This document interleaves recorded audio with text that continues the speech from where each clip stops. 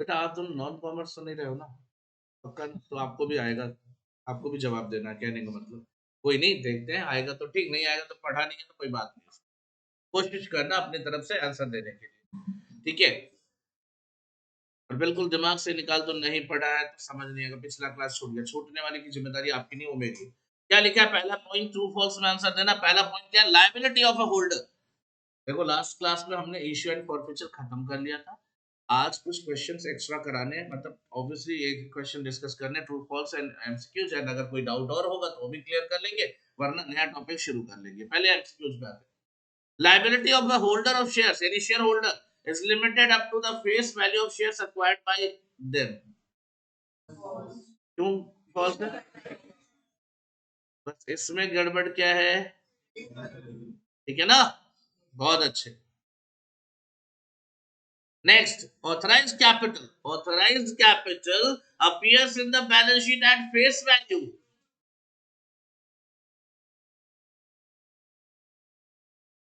अभी भी नहीं देखा? कहाँ लिखा है?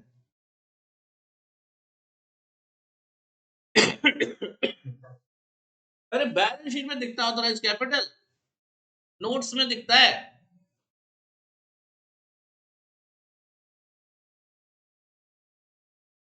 कहते होता तो एक ही बात। बैलेंस शीट में कौन सा कैपिटल दिखता है? कितनी बार बताया मैं तुम्हें? पेड अप शेयर कैपिटल दिखता है। कौन सा कैपिटल दिखता है? पेड अप शेयर कैपिटल दिखता है। बैलेंस शीट में केवल पेड अप शेयर कैपिटल दिखता है। ये नोट्स टू अकाउंट में दिखता है। तो देखो शब्दों का खेल है, बाकी ऑलमोस्ट तुम्हें लाइन जो बोल रहा है ना, लाइन बिल्कुल सही है, फेस वैल्यू पे दिखता है ऑथराइज्ड शेयर कैपिटल, लेकिन जगह गलत बता। इसमें भी लाइन ऑलमोस्ट सही थी, बस यहाँ फेस वैल्यू नहीं होना था। तो एक छोटे छोटे पॉइंट्स में कर रहा है तुम्हारे साथ खेल। बैलेंस शीट में नहीं, अगर आंसर लिखा भी है से आई ने ट्रू ना, तो काट देना, वो फॉल्स है। मुझे लगता हो सकता तुम लोगों के पीछे आंसर इसमें लिखा हो, तो वो देख के बता रहा हूं, मैं भी चेक करता हूँ, है ना? अरे भाई, ट्रू लिखा है ना? मेरे को तभी इतना कॉन्फिडेंस है, तुम लोग आंसर दे रहे हो, मान भी नहीं रहे हो। सबूत के साथ दिखा रहा हूँ तुम्हें, अभी थोड़ी देर पहले बैलेंस शीट बना के दिया था ना। बैलेंस शीट बना के दिया था, उसमें कौन सा कैपिटल तुमने लिखा था? पेड अप ही तो लिखा था। फिर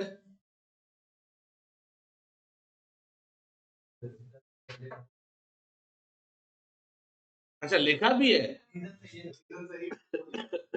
हे भगवान, हे भगवान, ये क्या चल रहा है? चलो भाई, कहता है मैं खुद ही गलत हूं, कोई नहीं, चलो अभी ठीक है ना। नेक्स्ट पॉइंट पे आओ। The rate of dividend on preference share may vary from year to year. Rate of dividend नहीं, अगर यहाँ पे रेट की जगह अमाउंट लिख देना तो। चलो मैं सवाल बदल दिया।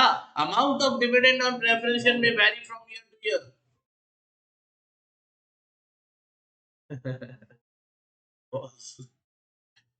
रेट सेम है, कैपिटल सेम है, मल्टीप्लाई करोगे तो हमेशा रिजल्ट भी क्या आएगा? सेम आएगा। ठीक है, it's not going to be variable. ठीक है, मतलब एक्सेप्शनली कभी कभार हो जाए अलग बात है, but generally your answer should be क्या? फॉल्स। ठीक है, एक्सेप्शन नहीं होता, एक्सेप्शन का जवाब नहीं देते। ये ऐसा क्यों? रीजन? कौन कहता है ऐसा?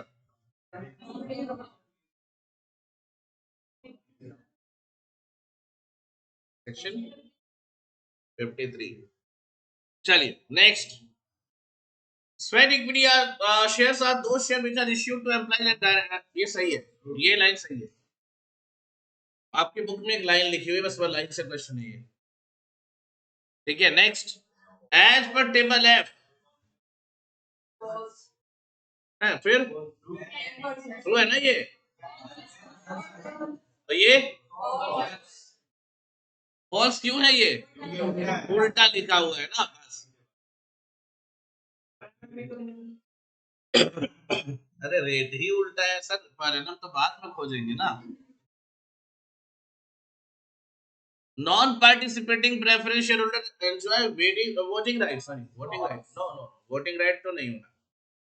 forfeited shares are available to the company for the purpose of resale. हाँ मतलब रीसेल मतलब रीइश्यू, ठीक है। ये बताओ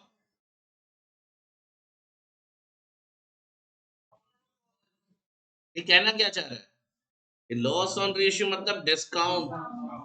क्या डिस्काउंट हो सकता है, मैंने बोला था इससे ज्यादा नहीं हो सकता, वही चीज है। आइए, एक्सेस प्राइस रिसीव और पार वैल्यूज, इसको कहाँ ले जाते हैं, सिक्योरिटीज प्रीमियम में। सिक्योरिटीज प्रीमियम में भी यूटिलाइज बाय द कंपनी। अब आपको 5 यूज बनाए थे और इसमें बताओ कौन सा है।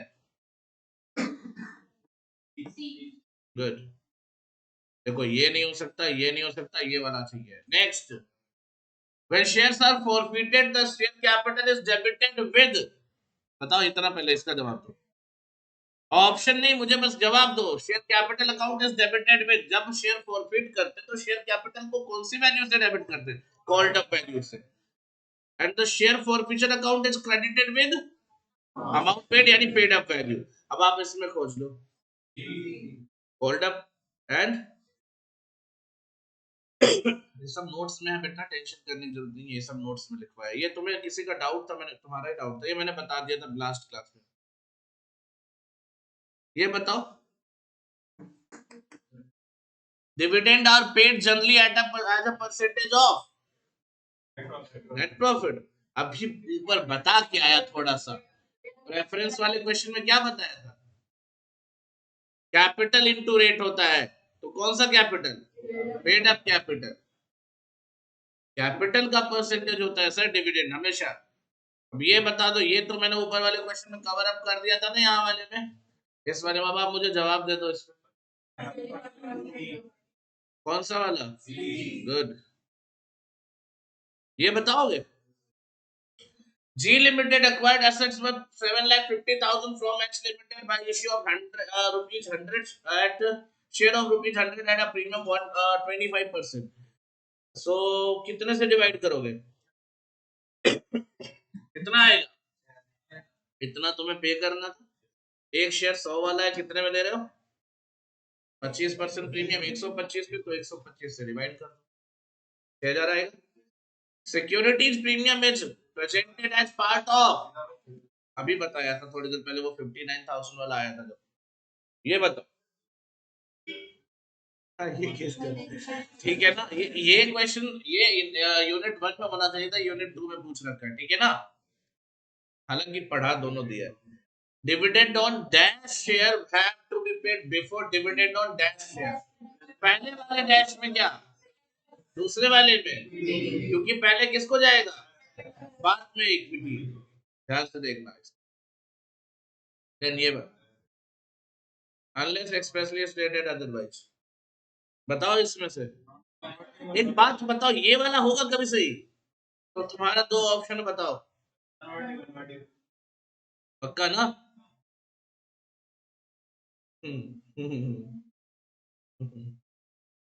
लॉक कर दिया। मतलब तुम्हें याद रखने का एकदम सिंपल जुगाड़ जुगाड़ बताया था, केवल रेडी में बस सुनो। अरे मत लड़ो एक दूसरे से, कोई फायदा नहीं है, अरे उससे क्या दिक्कत है। सुनो, मैंने तुम्हें बोला था बस एक ही बात याद रखना, जहां बात रिडेम्पशन की आएगी वहां पॉजिटिव पे जाना, रेडीमेबल बोल देना। बाकी हर जगह नॉन लगा हुआ है। Non convertible is the primary feature of the preference share. अगर उसको कन्वर्टेबल बनाना है तो आर्टिकल्स में प्रोविजन लाना पड़ेगा। Non cumulative, non convertible, non participating, सब कुछ ये बेसिक फीचर है, केवल रेडीमेबल हो जाता है, ठीक है। इन क्वेश्चंस को किया कि नहीं किया पहले ये बताओ, कितने लोगों ने नहीं किया, जरा हैंड रेज कर देना। I just want to know कि कौन कौन नहीं करके, एज यूजुअल। तुमने भी नहीं किया, ये पीछे कुछ कहा था यार, वाह भाई, तुमने भी नहीं किया, क्या है, सही है यार, तुम सारे बच्चे सही जा रहे हो। मानस अरोड़ा नहीं किया, तुम दोनों ने किया है, तो फिर हैंड रेज नहीं हुआ था। नहीं नहीं, ये पीछे पीछे बेटा, तुम नहीं भी करते तो अभी मुझे पता था, है ना, क्योंकि एक्सप्रेशन काफी कुछ बोल जाते हैं, एक्शन की जरूरत नहीं होती। लॉट ऑफ टाइम एक्सप्रेशन ही बता जाते हैं कि सामने वाला क्या कहना चाह रहा है, आपको एक्शन देने की जरूरत नहीं है। क्यों नहीं किया है? मुश्किल था। अच्छा, जिन्होंने किया उनको कोई डाउट हो तो बताओ, डाउट आया कुछ? इजियर था ये क्वेश्चन। 15 नंबर देखो, ये क्वेश्चन क्या है, 15 नंबर में आए हुए क्वेश्चन से, ये 15 नंबर मतलब तुम्हारे एग्जाम में शेयर का क्वेश्चन अभी तक जो आया था ना, वो फालतू फालतू क्वेश्चन आते थे। अब जो है इसमें स्टैंडर्ड बढ़ेगा। रीजन क्यों? क्योंकि चीजें कई बढ़ेंगी यहाँ पे।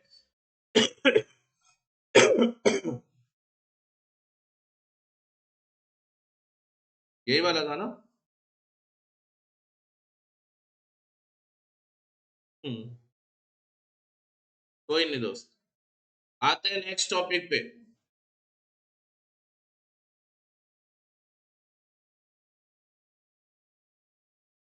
नया टॉपिक शुरू करते हैं।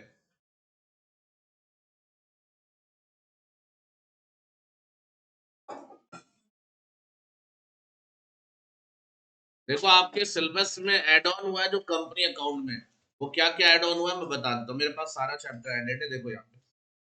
ये इश्यू ऑफ डिबेंचर के बाद ये जो 3 चैप्टर आपको दिख रहे हैं ना, ये 3 चैप्टर एडिशनल ऐड हुए हैं। क्या क्या? Bonus and right issued and redemption of preference shares and redemption of debenture. सब कहां से लाए गए हैं? ऑब्वियसली से ये इंटर से लाए गए, इंटरमीडिएट से यहाँ आपको क्या कर दिए गए। टेंशन नहीं लो, इतना हैवी नहीं पड़ेगा, जितना बताऊंगा करते जाना, हो जाएगा। चलिए, we are just going to discuss about what, किसकी बात करने जा रहे हैं?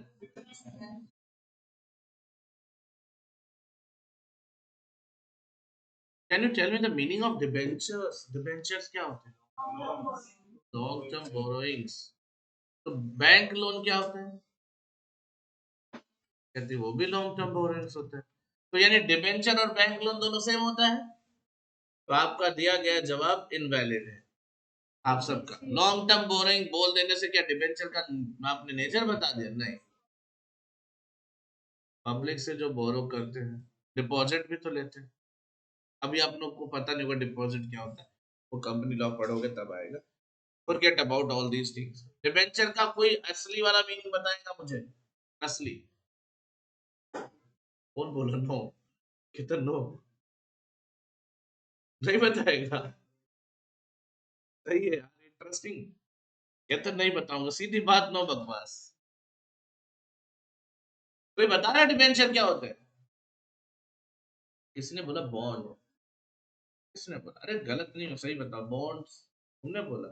कहते हैं डिबेंचर्स आर बॉन्ड्स। बॉन्ड्स मतलब जेम्स बॉन्ड वाला बॉन्ड नहीं है ये। बॉन्ड्स जो एज अ डिबेंचर ही बॉन्ड होता है सब। ठीक है, फिलहाल के लिए ये कंपनीज लॉ खुद बोलता है debenture includes bonds as well. ठीक है, मान लिया डिबेंचर और बॉन्ड दोनों। अब दोनों क्या होते हैं? पब्लिक से ही पैसा लेते हैं, कोई दिक्कत नहीं सर, वो सब बोरोइंग भी हो सकती है ना, कोई दिक्कत।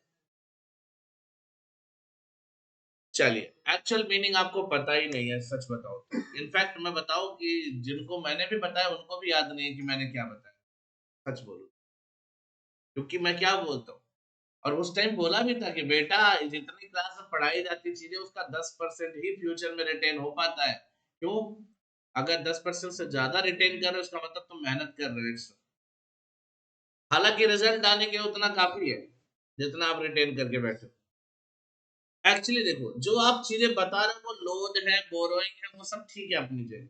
लेकिन डिबेंचर क्या है? डिबेंचर एक इंस्ट्रूमेंट है, यानी एक डॉक्यूमेंट इन राइटिंग है, जो कि इस बात का एक्नॉलेजमेंट है कि हमने तुमसे लोन लिया है पब्लिक से। डिबेंचर कोई सिक्योरिटी, जो बोलते हैं ना, डिबेंचर, डिबेंचर एक सिक्योरिटी है। डिबेंचर कोई ऐसा नहीं कि वो अमाउंट लोन ही डिबेंचर है। लोन तो लोन है ना, बोरोइंग तो बोरोइंग है ना। डिबेंचर क्या है? एक पेपर है यार, एक पेपर है, एक डॉक्यूमेंट है जो इस बात का सबूत है कि तुमने पब्लिक कंपनी को क्या दिया है? लोन दिया है।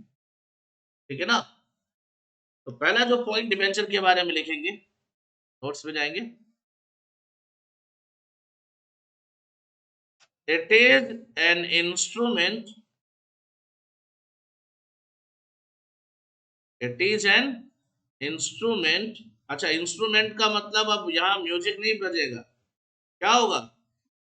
Document in writing.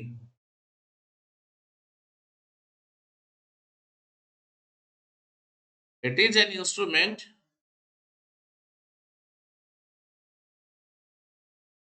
of acknowledgement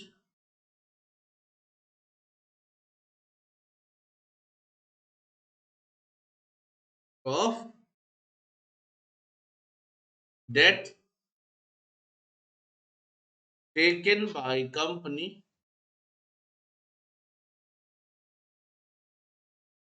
अब ये लाइंस बुक्स में मत खोजने निकल लेना, बहुत रेयर होगा कि एकदम स्ट्रेट फॉरवर्ड ऐसे लाइन मिल जाएगी, थोड़ी बहुत ऑब्वियसली लाइन तो मिलेगी लेकिन वो डिफरेंट तरीके की होगी। Debt by a company from whom public.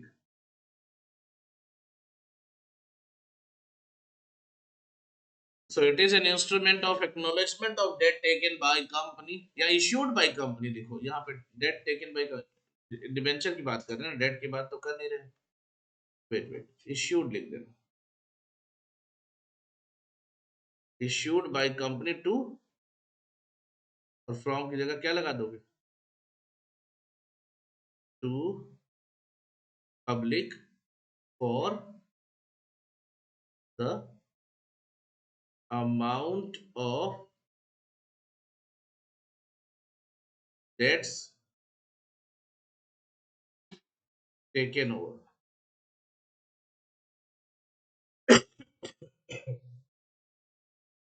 या बोरोड लिख सकते हो, टेकन ओवर बेस्ट वर्ड होगा। ठीक है, अमाउंट ऑफ डेट बोरोड, तुम लोग का जो शब्द होगा ना बोरोइंग यूज करते बोलते ना, बार बार बोरोइंग बोल रही थी, या बोरो फॉर द डेट बोरोड, जो उधार लिया। ठीक है, क्या लिखा?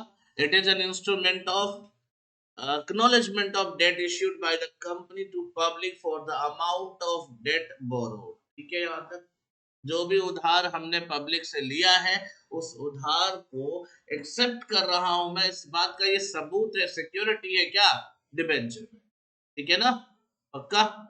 सर बिल्कुल ही ऐसे ही लिखा है, दिखा देता हूं मैं आपको, ऐसी ही बातें होंगी।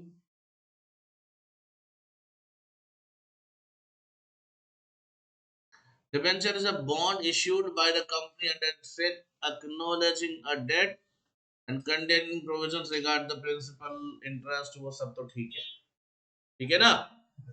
बोलो, नेक्स्ट फीचर पे जाए, सेकेंड पॉइंट पे चलते बेटा।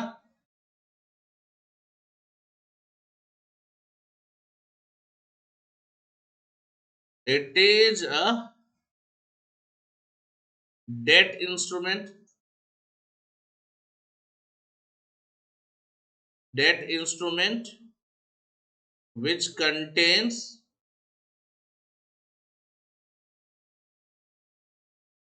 which contains all the provisions regarding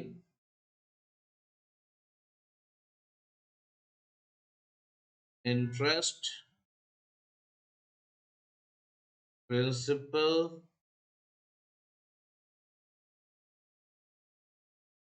redemption etcetera, सब कुछ लिखा रहेगा उसमें। ठीक है ना, कि रेडीम कितने साल में होना, क्या होना है, सब कुछ। ठीक है ना, I hope it is okay, done है, समझ में आ रहा है? नेक्स्ट पॉइंट पे चलेंगे, बोलिए। अब अगर ये डेट इंस्ट्रूमेंट है तो रिटर्न में पब्लिक को क्या जाएगा? इंटरेस्ट। तो company pays interest on it to whom public. बहुत सिंपल था ना, company pays interest on it to public. I hope that is going to be okay. I don't think so कोई issue आना चाहिए, इसका सिंपल है अभी तक। बहुत अच्छे, चलिए आगे बढ़ जाते हैं। Next, the rate of interest. अच्छा, दुनिया में कोई ऐसा डेट है जो रेट फ्लक्चुएटिंग भी हो सकता है? सर हाँ, हो सकता है, वो अपनी मर्जी पे है। बट जनरली क्या रेट होता है? कोई भी डेट होगा जो इंटरेस्ट का रेट होता है, जनरली क्या होता है बेटा? फिक्स होता है। तो यहां भी रेट ऑफ इंटरेस्ट क्या होगा? The rate of interest is fixed, which is also known as which is also known as इसका एक दूसरा भी नाम है रेट ऑफ इंटरेस्ट का। ये अंडरलाइन भी कर लेना इसको, कूपन रेट भी बोलते हैं इसको। इसीलिए अगर थोड़ा सा भी नॉलेज हो आपको मार्केट और फाइनेंस का, तो आपने एक शब्द सुना होगा, zero coupon bonds, ZCB, zero coupon bond, जहां पे रेट ऑफ इंटरेस्ट नहीं होता, यानी जीरो इंटरेस्ट रेट। कूपन मतलब interest rate, zero coupon bond, वहां पे इंटरेस्ट का रेट नहीं होता। वो जनरली पब्लिक को डिस्काउंट पे इश्यू होता है, बाद में रिडीम करते वक्त पब्लिक को थोड़ा फायदा हो जाता है, ऑब्वियसली पार पे भी रिडीम करेगा तो फायदा हो जाएगा, डिस्काउंट पे इश्यू होता है। ठीक है, the rate of interest is fixed which is also known as coupon rate. थोड़ा सा इसके होल्डर की भी बात करें, the debenture holder, the debenture holders, debenture holders are treated as क्या? Creditors of the company, company के क्रेडिटर्स की तरह होते हैं। जिन्होंने आपको उधार दिया क्रेडिटर कहलाते, वही हो गया है ना।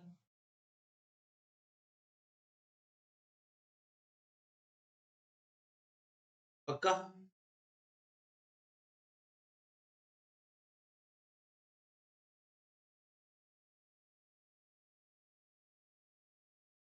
the amount the amount received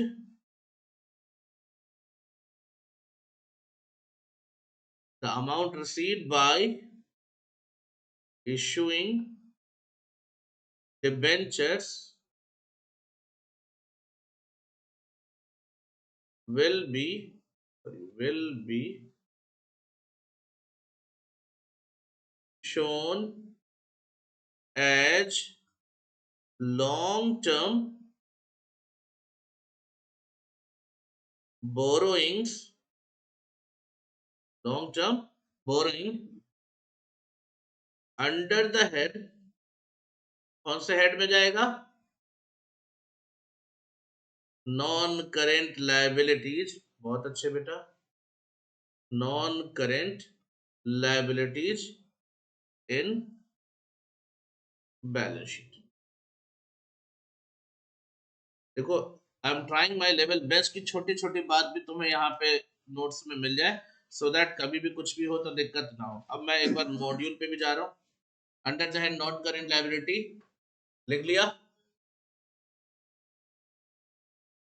चलो एक पॉइंट ये भी लिख देता ना, it include debenture is a kind of bond, debenture is a kind of bond, debenture is a kind of bond। ठीक है, अब ये शब्द भी है, लॉ में भी यूज हुआ है, तो लिखने में कोई दिक्कत नहीं है। डिबेंचर एक तरीके का बॉन्ड होता है। Bond is a little bit broader term, ठीक है ना। ठीक है, इसने में आपको दिक्कत नहीं आनी चाहिए, मैंने ऑलमोस्ट बातें सारी बता दी, ठीक है ना। फीचर्स पे भी देख लो, it is a document which evidence alone बता दिया, फिक्स्ड इंटरेस्ट बता दिया, इंटरेस्ट पेएबल प्री डिटर्म, वो भी ठीक है, एक ही बात है। The original sum is prepaid, ठीक है, it may or may not create charge होना सकता है, बताऊंगा भी, जनरली bought और sold। चलो ना यार, बातें करते हो बेटा, ये जरूर पढ़ लेना आप अपने मॉड्यूल से, इम्पोर्टेंट है ये, क्योंकि अगर आपको क्वेश्चन में थ्योरी में आ गया कहीं differentiate between debenture and shares, तो आपको पता होना चाहिए, पढ़ने से थोड़े पॉइंट्स बनने शुरू हो जाएंगे, वो और कुछ नहीं है। ठीक है।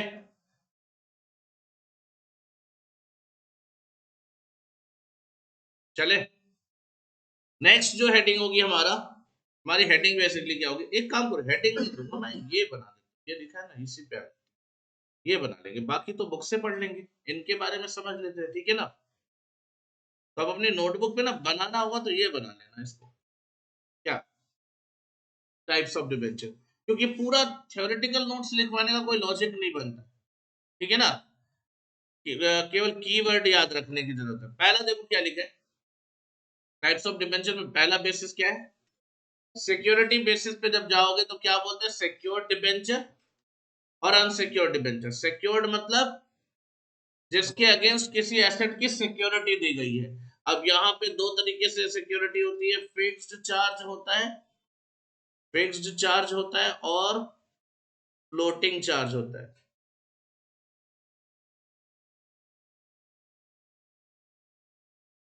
फिक्स्ड और फ्लोटिंग चार्ज, ठीक है ना, फिक्स्ड चार्ज और फ्लोटिंग चार्ज, ये होता है सिक्योर डिबेंचर के ऊपर, ठीक है यहां तक पक्का। चार्ज मतलब कुछ ना कुछ एसेट को गिरवे रखा गया और कुछ नहीं, ठीक है ना। अनसिक्योर्ड मतलब जिनके ऊपर कोई चार्ज नहीं है, इनको ऑन द वे, इनको नेकेड डिबेंचर भी बोलते हैं, ये अदर नेम है इनका, लिखा मिलेगा बुक में आपको। Naked debenture means there is no security of any kind will be there. Unsecured debenture है, कोई दिक्कत हो तो बताओ, बहुत सिंपल था, जहां सिक्योरिटी है तो सिक्योर्ड डिबेंचर, नहीं है सिक्योरिटी क्या होगा, क्लियर है पक्का। जनरली कौन सी कैटेगरी में माना जाता है, सिक्योर्ड, ठीक है ना, और सिक्योर्ड में भी कौन सा वाला, फ्लोटिंग चार्ज। फिक्स चार्ज होगा तो खुद बताएगा, ठीक है ना। नेक्स्ट, इसको बेस लिया कन्वर्टिबिलिटी को, what is convertible, convertible into shares, convertible debentures मतलब इनटू क्या, शेयर्स में कन्वर्ट होगा आफ्टर सर्टेन टाइम पीरियड और कंडीशन को फुलफिल करोगे तो क्या बन जाओगे, शेयर होल्डर, नहीं होगा तो, ठीक है, सीधा नो लिख दिया मतलब ऐसा कोई राइट नहीं है, नॉन कन्वर्टिबल है। जनरली क्या मानेंगे हम, नॉन कन्वर्टेबल मानेंगे, कन्वर्टेबल बोलेगा तो वही मानेंगे बेटा, अदरवाइज नहीं मानेंगे, ठीक है ना। पक्का यहाँ पे कन्वर्टेबल और नॉन कन्वर्टेबल बिल्कुल ओके है, जैसे प्रेफरेंस शेयर में भी तो पढ़ा था यार, कन्वर्टेबल नॉन कन्वर्टेबल, वैसे ये भी है। देन क्या आया, परमानेंस, परमानेंस मतलब रेडीमेबल डिबेंचर, रेडीमेबल का मतलब क्या होगा, redeemable in with in fixed time, redeemable with in fixed time, और इरेडीमेबल मतलब पेमेंट नहीं होता, होता है redeemable at the time of winding up।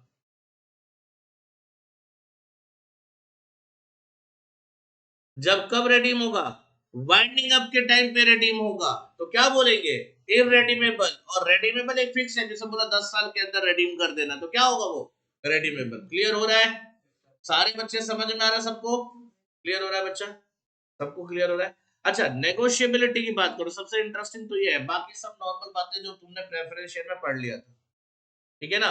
यहाँ ये अलग आएगा एक थोड़ा, क्या लिखा है, what is registered, name of debenture holder registered है, name of debenture holder is registered. यानी याद रखना कि जिस बंदे ने डिबेंचर लिया है उसका नाम कंपनी डिबेंचर होल्डर्स के रजिस्टर में मेंशन करती है, यानी registered debenture is just like this is, कि जिसका नाम लिखा है वही उसका होल्डर माना जाएगा। क्या होगा रजिस्टर्ड डिबेंचर में, जिसका नाम लिखा है that person will be treated as debenture holder, उसके अलावा किसी के भी पास हो कोई फर्क नहीं पड़ता, कहीं भी हो कोई फर्क नहीं पड़ता, गिर गया रास्ते में कुछ चोरी कर लिया या कुछ भी होगा, एक्स वाई जेड कुछ भी हो गया, डिबेंचर होल्डर जिसका नाम लिखा है वही उसका होल्डर माना जाएगा। क्लियर रहेगा पक्का। नेक्स्ट वन इज, देखो बियरर डिबेंचर या बियरर इंस्ट्रूमेंट जो पहले यूज होता था, जैसे बियरर चेक भी यूज होता था, व्हाट इज दैट, नहीं, नाम वाम से मतलब नहीं, वो कोई भी ले जाके पेमेंट ले सकता था, तो बड़ा रिस्की होता था। पहले बियरर चेक में क्या होता था, अगर बियरर चेक आपको मिल गया तो आप किसी का भी उससे फर्क नहीं पड़ेगा, बैंक लेके जाओ आपको पेमेंट मिल जाएगा। ये बियरर चेक का रिस्क होता था। बियरर डिबेंचर भी ऐसे होता है। इट इज जस्ट लाइक जिसकी लाठी उसकी भैंस, सुना है कहावत? What does it mean? If you have the लाठी यू कैन टेक द भैंस, है ना? यही तो है। भैंस की ओनरशिप क्लेम करने के लिए क्या इंस्ट्रूमेंट चाहिए था? लाठी। Exactly. Only the holder will be treated as owner. In fact आप चाहो तो लिख लो, कहावत लिख लो, कोई दिक्कत नहीं, आपको याद रहेगा।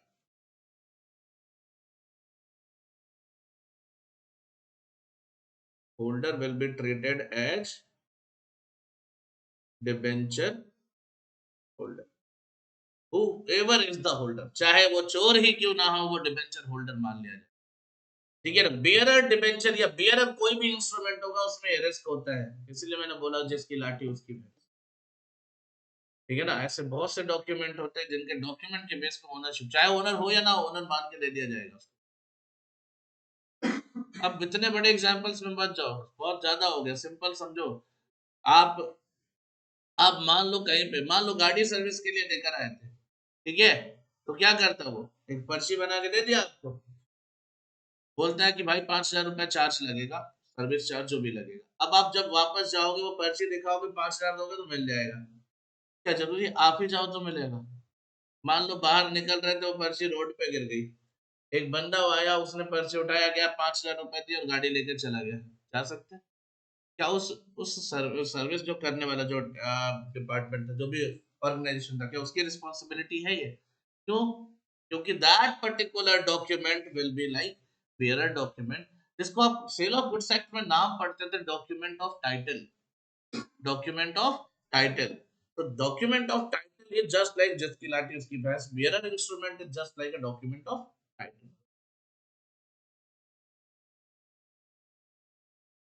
क्या बोला? नोट में भी तो होता है। हाँ, नोट नोट भी वही है, बिल्कुल बियरर है, लिखा ही रहता है आई प्रॉमिस टू पे द बियरर, है ना? मतलब अगर तुम्हारा, अभी देखो ना, नोट जो है ना वो किसी का प्रॉपर्टी नहीं है, वो किसी के पास भी जा सकता है। इसलिए अब ऐसा थोड़ी ना, आप किसी से सामान खरीदते हो और मान लो पेमेंट करो तो उसके बाद एक डॉक्यूमेंट लिख के साइन करके देते हो कि आज से ये नोट तुम्हारा होगा। सोचो, 500 का नोट दिया, साथ में एक स्टैम्प पेपर लेके घूम रहे हैं, स्टैम्प पेपर पे लिख के दे आज से इस नंबर के 500 का नोट, ये आज से तुम्हारा हुआ, मेरा नहीं है। ऐसा होता है? ऐसा होने लगे करोगे तो मतलब ही नहीं बनता यार। यूपीआई जिंदाबाद, है ना? नहीं पढ़ने झमेले में। ठीक है, ये ध्यान देना। फिर आता है प्रायोरिटी। प्रायोरिटी क्या होता है? किसको प्राथमिकता दी जाएगी, सबसे पहले कौन बाद में कौन, तो नाम ही काफी है। अलॉट ऑफ टाइम क्या होता है? मॉर्टगेज मतलब होता है बेटा गिरवी रखना। किसी एक एसेट के पीछे अगर मान लो डिबेंचर गिरवी रखा गया, तो दो अलग अलग कैटेगरी के डिबेंचर सेम एसेट के ऊपर गिरवी रखे गए, तो जो पहले रखा गया उसको प्रायोरिटी, देन सेकेंड प्रायोरिटी। ठीक है ना? तो accordingly it will be treated as first mortgage and second mortgage. Sir हमसे ये सब पूछा जाएगा? आज तक तो नहीं पूछा है। थ्योरी में टाइप्स पूछ लिया तो अच्छी बात है, उससे ज्यादा कुछ नहीं है।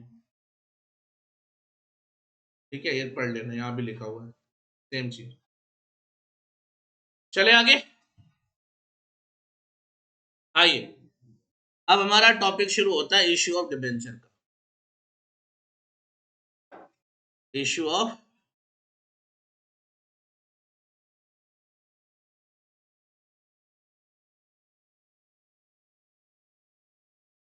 टॉपिक सेम ही होगा एक तरह से, शेयर के जैसा ही। क्या? For cash, then for consideration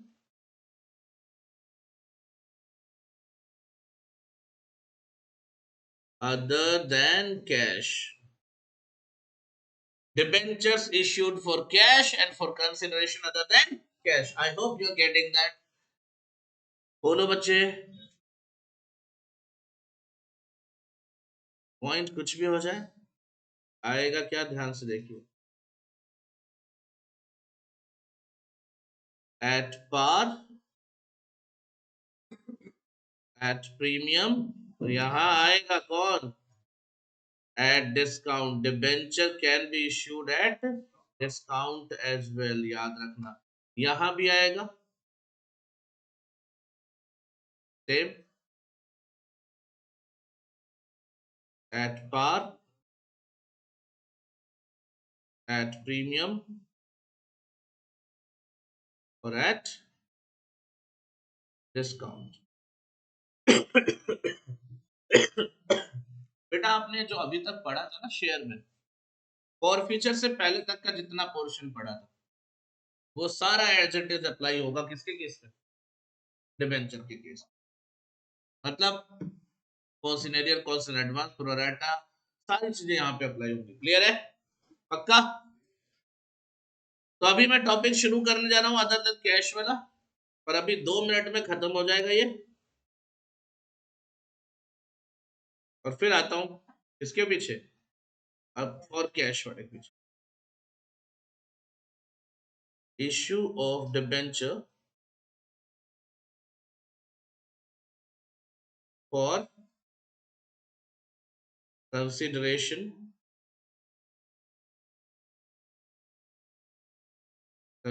other than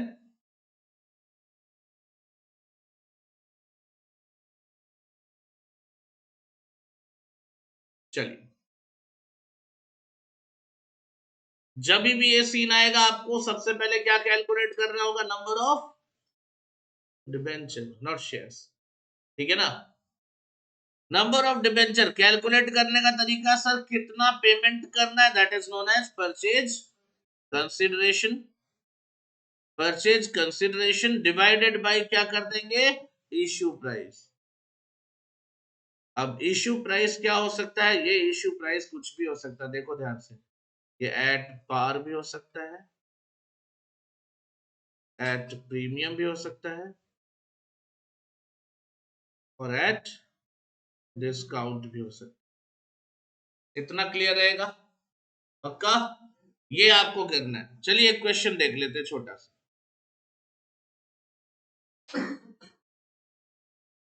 लिखिए जरा कॉपी पे, क्वेश्चन बोल दे रहा हूं, डिक्टेट कर रहा हूं, लिख लो आप। X limited purchased, x limited purchased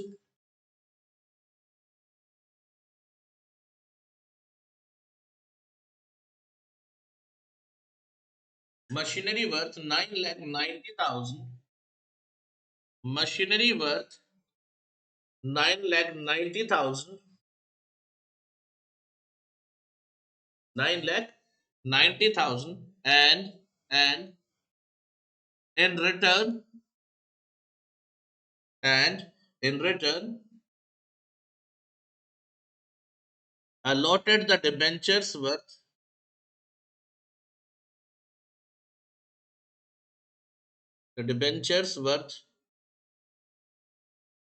एक काम करो, नहीं ऐसे मतलब डिबेंचर्स ऑफ लिख दो, वर्थ काट दो, ऑफ लिख दो, of ₹10 each,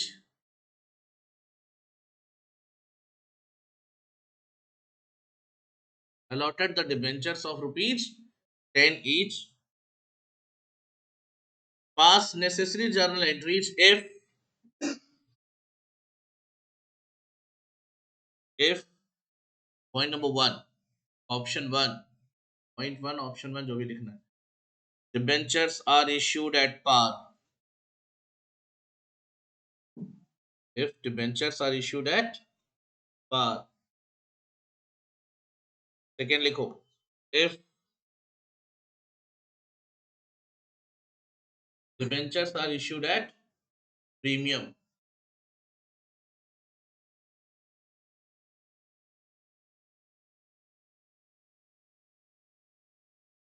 debentures are issued at premium, that, और तीसरा प्रीमियम 10%, प्रीमियम ऑफ 10%, ऐसा लिखो, प्रीमियम ऑफ 10%। लास्ट वाला issued at 10% डिस्काउंट। तीनों बातें क्लियर है? पहले में क्या था? एट पार, दूसरे में क्या था? 10% प्रीमियम, और तीसरे में क्या है? 10% डिस्काउंट। तो अब आपके सामने आपका क्वेश्चन पड़ा होगा, आप देख लेना। मैं यहाँ पे सबसे पहले इस क्वेश्चन का सॉल्यूशन अगर बनाना है तो सबसे पहले क्या निकालूंगा, नंबर ऑफ डिबेंचर। अब आपको फॉर्मूला पता है, दोबारा लिखने की जरूरत नहीं है, ये है फॉर्मूला, ठीक है। यहाँ पे निकालने जा रहा हूं पहले केस में, केस 1 इज इक्वल टू, कितने थे बेटा, 9,90,000 डिवाइडेड बाई 10, एट पार था तो कितना आएगा, 99,000 डिबेंचर्स। देन सेकेंड वाला केस क्या था, प्रीमियम, तो 9,90,000 डिवाइडेड बाई क्या हो जाएगा, 11, ऑब्वियसली प्रीमियम था तो कितना आ जाएगा, 90,000 debentures. And the next one will be, अगर नेक्स्ट में जाओगे तो कितने से डिवाइड करोगे, कितना आएगा फिर, 1,10,000, 1,10,000 डिबेंचर्स, जाना है ये पक्का। आइए सर जर्नल एंट्री देखते हैं, पहले तो आप बताइए खरीदा क्या हमने, एसेट लायबिलिटी, एसेट है, एसेट आ रहा है तो डेबिट या क्रेडिट, बिल्कुल सही है। और किससे मिला, नाम नहीं दिया सर, कोई बात नहीं, यहाँ लिख देंगे machinery account debit to vendor account, machinery account debit to vendor. Vendor कितने का, सर ये था, कितने में खरीदा था, 9,90,000, 990,000।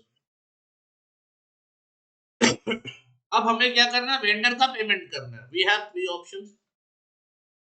पहले केस में वेंडर डेबिट होगा, इसको कितना मिलना है, 9,90,000। मैंने पहले केस में इसको क्या दिया, मान लो 10% परसेंट नहीं लिखा है, ठीक है कोई बात नहीं, तो यहाँ पे लिख देता हूँ डिबेंचर्स अकाउंट।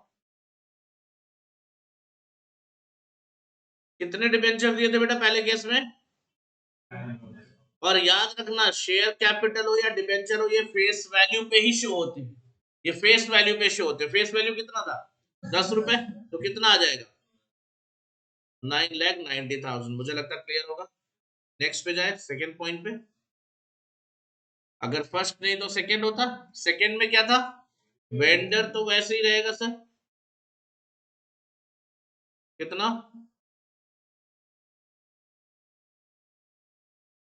कितने डिबेंचर इश्यू किए, तो डिबेंचर्स तो भाई साहब कम है, डिबेंचर्स अकाउंट कितने होगा, 90,000 मल्टीप्लाइड बाई क्या बेटा, फेस वैल्यू, कितना आ जाएगा, और जो एक्स्ट्रा अमाउंट मिला वो कहां जाएगा, कितना आएगा, एक से मल्टीप्लाई कर लेना, 90,000 में 1 रुपी प्रीमियम था वहां पे। फिर थर्ड केस अगर देखोगे तो क्या था बेटा, डिस्काउंट, वेंडर को डेबिट कर दिया कितने से, 9,90,000 से, ध्यान से देखो सारे बच्चे, लेकिन जो मेरा डिबेंचर्स गया वो डिबेंचर्स कितने गए बेटा बताओगे, डिबेंचर्स अकाउंट यहाँ पे आ जाएगा 1,10,000 डिबेंचर इंटू 10, कितने डिबेंचर हो गए, कितने हो गए, 11,000, कितना ज्यादा हो गया, इसी को बोल देंगे हम डिस्काउंट ऑन इशू, कितना बेटा, कोई दिक्कत हो तो बता, ये कंप्लीट जर्नल एंट्री है जो अभी आपने क्वेश्चन किया था, साथ में ये वर्किंग नोट है,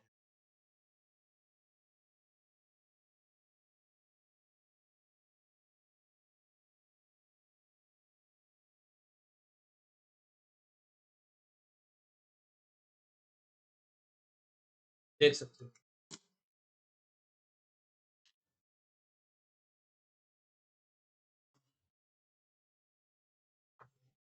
क्या हुआ, ठीक,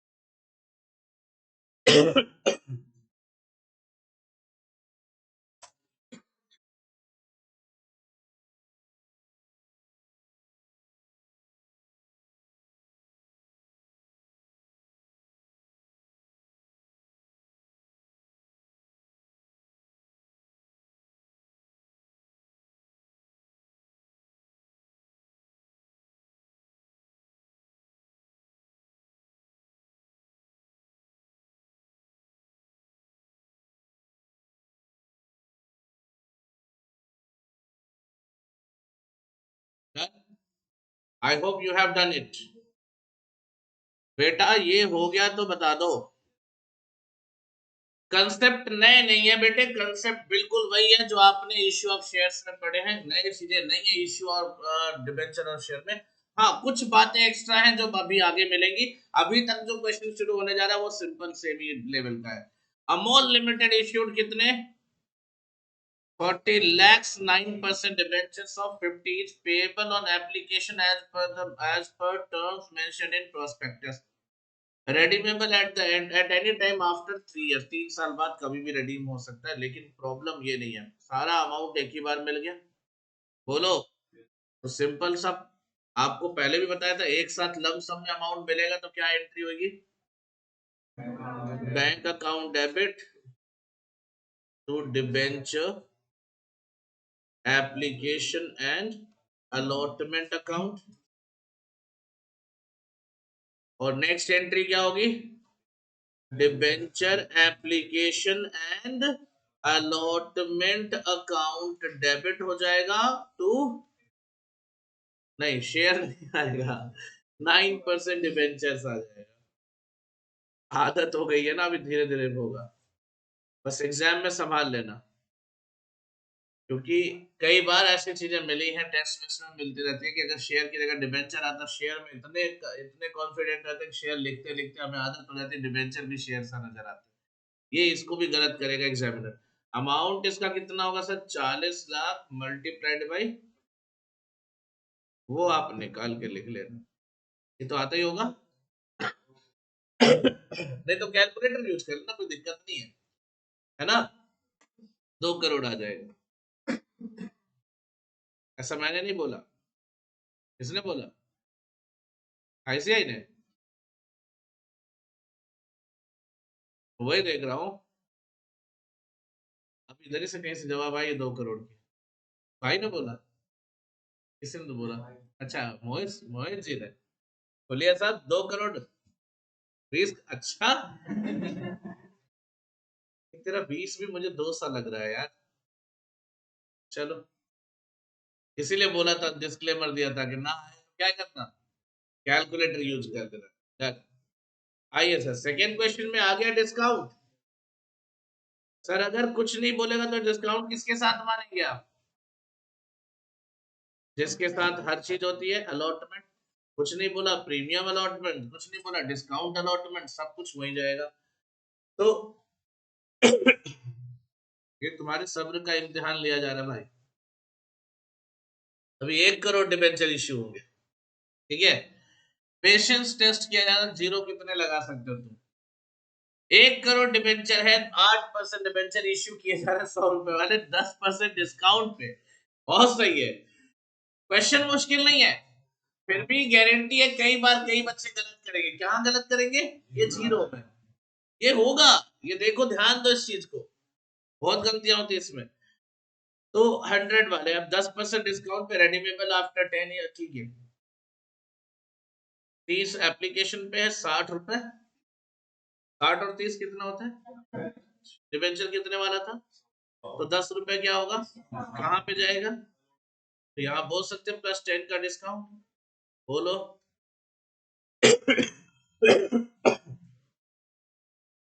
यहाँ भी गेम है, ध्यान से सुनिए। पहले एप्लीकेशन क्या एंट्री होगी, तो डिबेंचर एप्लीकेशन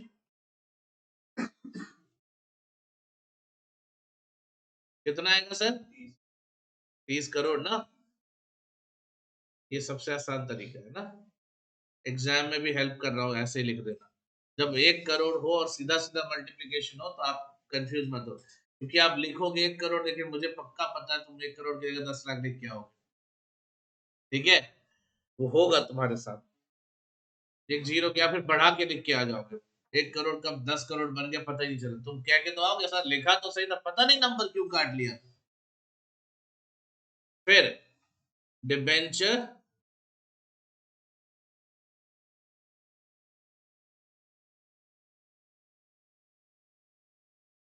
टू कितने परसेंट, 8% डिबेंचर अकाउंट कितना, वही 30 करोड़, ठीक है। अब चलते हैं एप्लीकेशन अलॉटमेंट की तरफ। पहले अलॉटमेंट क्या होगा, ड्यू होगा, सेम कंसेप्ट, बिल्कुल सेम कंसेप्ट है, कुछ भी टेंशन लेने की जरूरत नहीं है। क्या करेंगे, debenture allotment account debit to, आता हूँ बेटा, वो थोड़ा अपना लिखने का अलग स्टाइल होता है ना, डायरेक्ट नहीं लिखता मैं, डायरेक्ट लिख दो तो फिर ऐसा होता है ना कि तुम रटना शुरू कर दो। कितने रुपए मिले थे, 60, यानी कितने हो गए, लेकिन अपने को पता था कि बचा हुआ अमाउंट था 70 करोड़ का, यानी 70 करोड़ आ गया। जो डिफरेंस आया 10 करोड़ का वो कहाँ जाएगा, ये आ गया डिस्काउंट और इश्यू।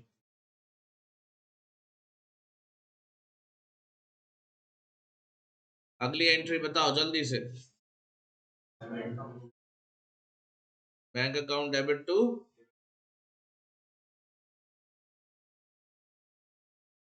अभी कोई बोल रहा था 8% डिबेंचर, सुनता मैं सब हूँ यार, मतलब वो जरूरी नहीं है कि हर बार रिएक्ट करूं, लेकिन सुनता सब हूँ।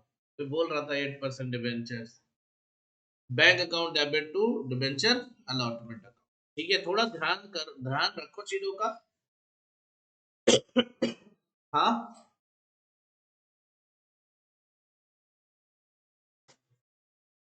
नहीं समझ में आया, क्या पूछ रहा है एक बार,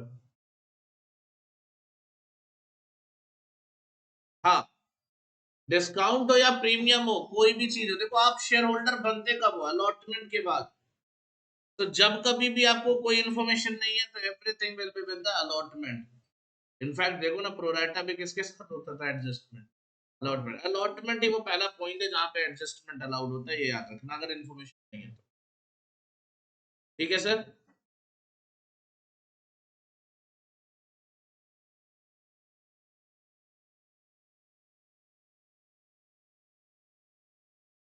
Koinal Chemicals Limited issued 15 lakh debentures of 10% debentures of 50 each at a premium of 10%, payable 20 on application, balance on, मुझे बता दो अलॉटमेंट में कितना जाएगा, बोलो,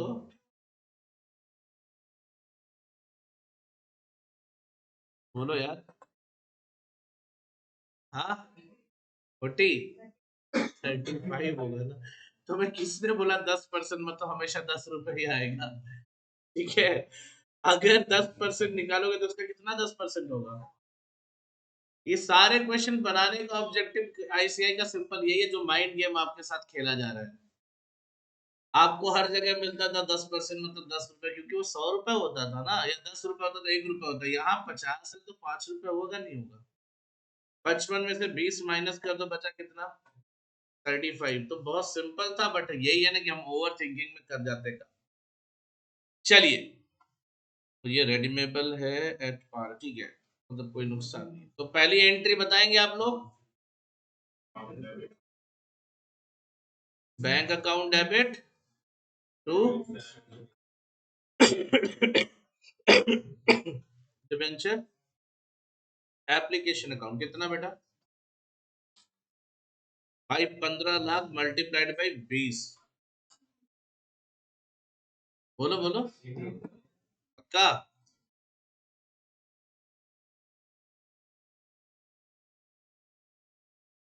ठीक है सर फिर क्या होगा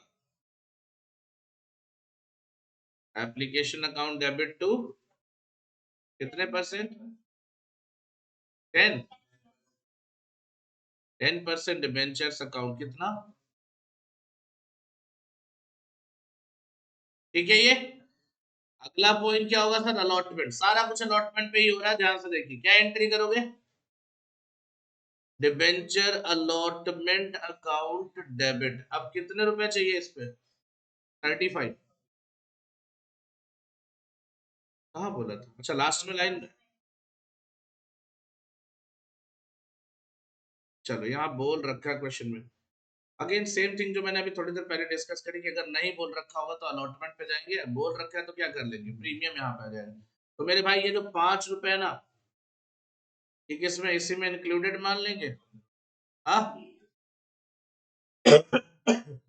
तो यहाँ पे देखिए ध्यान से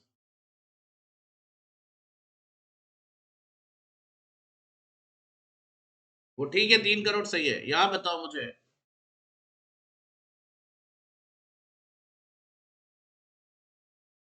प्रीमियम आ जाएगा 15 लाख मल्टीप्लाइड बाई 5 कितना आएगा यानी बोल सकते हैं 0.75 करोड़ 70 लाख ऊपर करोड़ में ना यार ठीक है अगर एक ये काम भी ध्यान देना ये नहीं कि यहाँ लिख देंगे 3 करोड़ और यहाँ पे 2.25 करोड़ यहाँ लिख देंगे 75 लैक्स आपको सारा अमाउंट एक ही पैरामीटर पे लिखना है तो अब 75 लैक्स को क्या बोल सकते हैं 75.75 करोड़ बोल सकते हैं ना सेम ही चीज तो लिखा है बेटा ठीक है यहाँ तक बोलो भाई वो ठीक है उसका कोई टेंशन नहीं है अभी आगे क्या होगा अलॉटमेंट टू 10% डिबेंचर्स पूरे 35 रुपीज यहाँ पे आएंगे 35 × 15 लैक्स 30 नहीं प्रीमियम पहले हुआ लेकिन वो 20 रुपए में इंक्लूडेड मानेंगे ना कहाँ लिखा था अलग से होगा देखो बेटा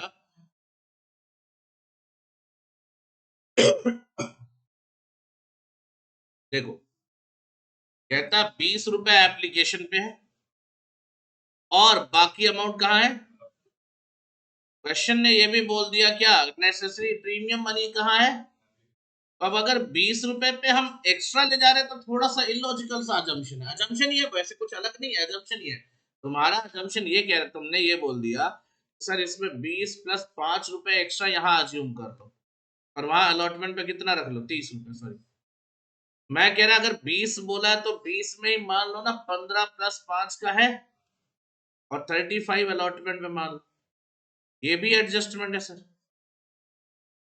ये भी एडजस्ट सॉरी अजम्पशन है एडजस्टमेंट नहीं अजम्पशन है दोनों ही सही है थोड़ा सा ये वियर्ड साउंड करेगा आईसीए क्या करता है वो उसका मैटर है ठीक है लेकिन जनरली थोड़ा वियर्ड है अब देखो लेकिन जाना हमें किसके साथ है एक बार देख लेते क्या किया इसने देखो वही किया है जो मैंने किया वही किया क्योंकि ये थोड़ा वियर्ड साउंड कर रहा है कि आप लिखने के बाद भी एप्लीकेशन में 5 रुपए एक्स्ट्रा ला रहे हो थोड़ा वियर्ड है अजम्पशन गलत नहीं है थोड़ा अजीब लगेगा ठीक है समझ गए मतलब तुमने सोचा तो उसका ये मतलब नहीं तुमने गलत सोचा वो भी एक तरीके का अजम्पशन है बट थोड़ा सा वियर्ड लगेगा क्योंकि वहां पे क्लियर बोला है क्या 20 रुपए एप्लीकेशन पे बैलेंस जो भी है वो अलॉटमेंट पे है बैलेंस बोला या तो अलॉटमेंट पे बोल देता 30 रुपए तो हम मान लेते कहाँ चला जाएगा 5 रुपए एक्स्ट्रा अलॉटमेंट पे क्या बोला बैलेंस बोला कुछ क्लियर नहीं किया तो हम मान लेंगे 35 रुपए ये वाले अजम्पशन के साथ जाएंगे अच्छा सर अगर मान लो आईसीआई ने ये किया होता तो मैं बताता तुम्हें फिर भी कि ये ज्यादा सही है लेकिन फिर भी बोलता ये कर लो क्योंकि एग्जाम में सॉल्यूशन यही लिए बैठेंगे क्योंकि पूरी तरीके से गलत नहीं है। अगर पूरी तरीके से गलत होता तो मैं तो बोलता छोड़ दो भाई इनको। बताओ अमाउंट बताओ, 35 35 मल्टीप्लाइड बाई 15 lakhs।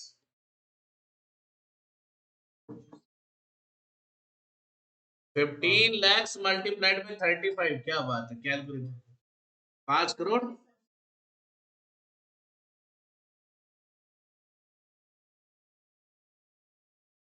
और next entry to debenture allotment account, कितना?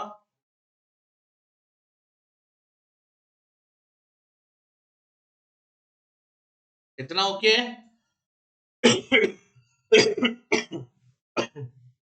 ओके होना चाहिए बेटा, वैसे काफी इजी है।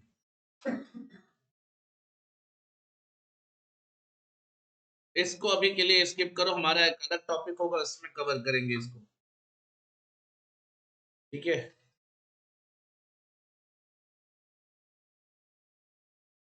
इसको भी स्किप करो, हमारा अलग टॉपिक होगा इसमें कवर करेंगे। 4 और 5 को अलग टॉपिक में कवर करेंगे। देन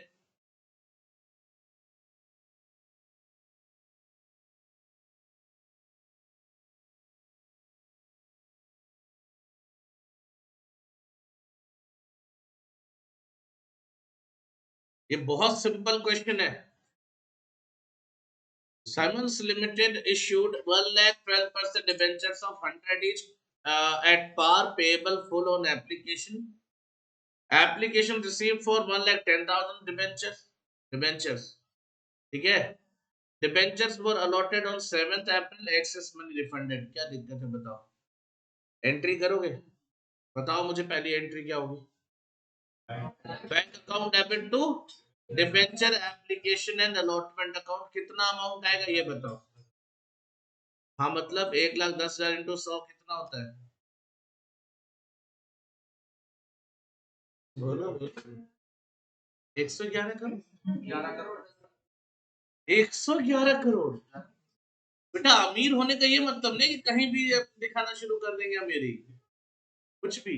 111 करोड़ मतलब ठीक है, चालान थोड़ी ना कटा इतना। 1,10,00,000, 111।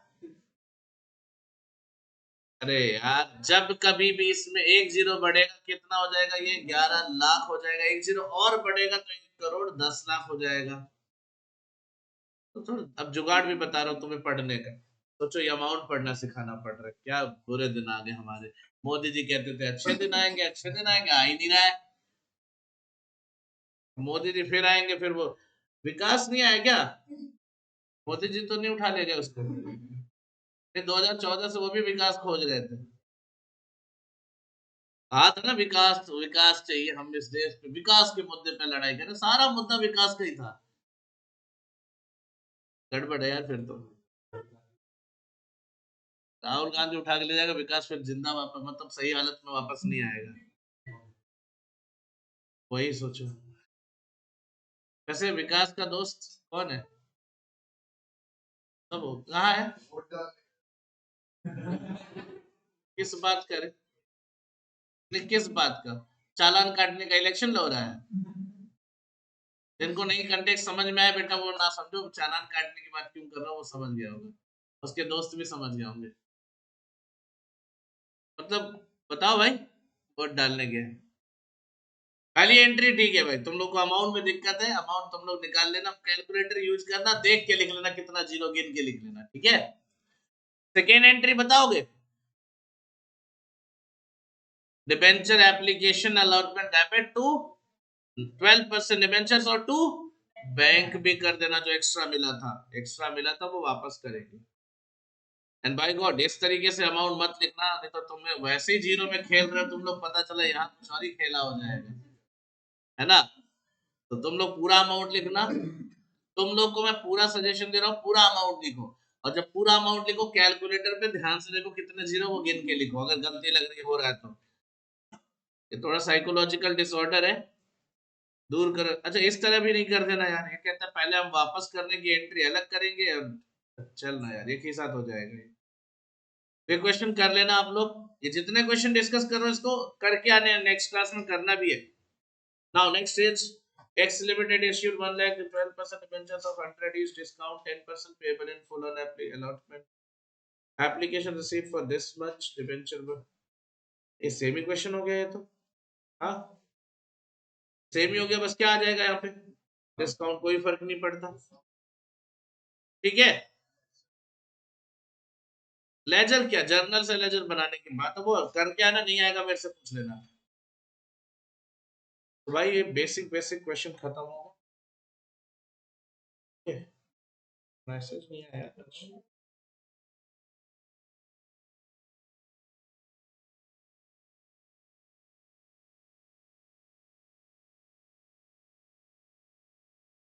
नहीं आज लेट से छोड़ने का मैसेज नहीं आया ना।